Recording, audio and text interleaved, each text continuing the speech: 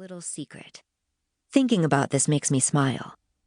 I like that, in spite of everything that's happened, there are still a few things that belong only to us.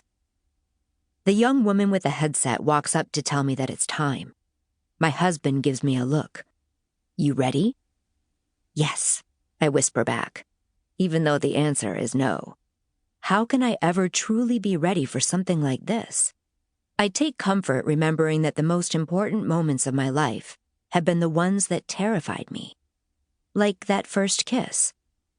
Not the story we've told 1,000 times, the real one. The one that was messy and excruciating and painful and exhilarating. The one that broke my heart and healed it all at the same time. I take a deep breath and give my husband's hand one more squeeze. I suppose it doesn't really matter that I share my last name with him, because the title they're about to put in front of it will belong only to me. I, and I alone, will be President of the United States of America. Chapter 1. Cleveland, Ohio. Fall, 2019.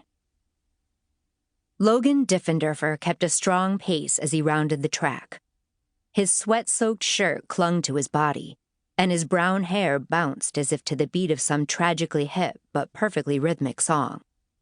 It was completely annoying. The space underneath the bleachers was usually the best place at William McKinley High School to have a private conversation. CJ couldn't believe she'd forgotten about cross-country practice when she suggested that maybe she and her 3 best friends meet there after school. "Maybe we should go somewhere else," she said. Up until this year, CJ had been on the team too. She'd never been a particularly strong runner, and she reminded herself that quitting made sense.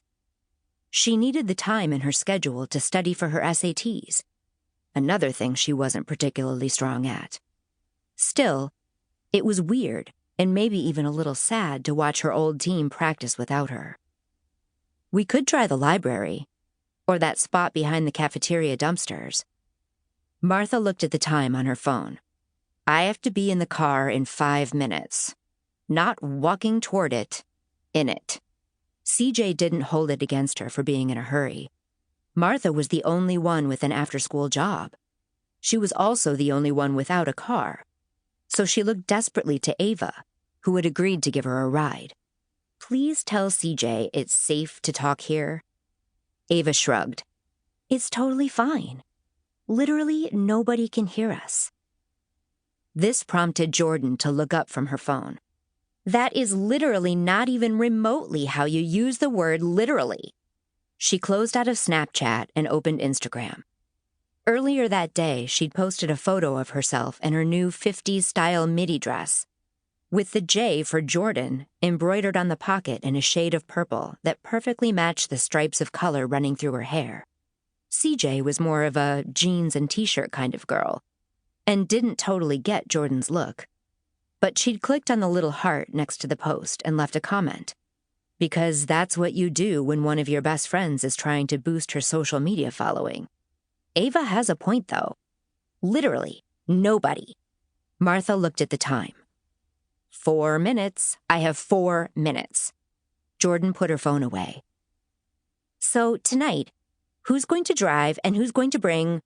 Wait, what do we even need to bring?" They all traded looks and shrugs. None of them had ever done anything like this before. "Something sharp, I guess," CJ finally said. "I'll handle that," said Ava. "But how sharp are we talking?" As they debated just how sharp of a sharp object Ava should bring, a loud whoop came from the track behind them. They all turned to see that Logan Diffenderfer had just crossed the finish line. As he slowed to a walk, catching his breath in big heaping gulps, he pumped his fist triumphantly into the air and let out another whoop. CJ felt a pang of jealousy. She missed that feeling of crossing the finish line in a flurry of relief and excitement.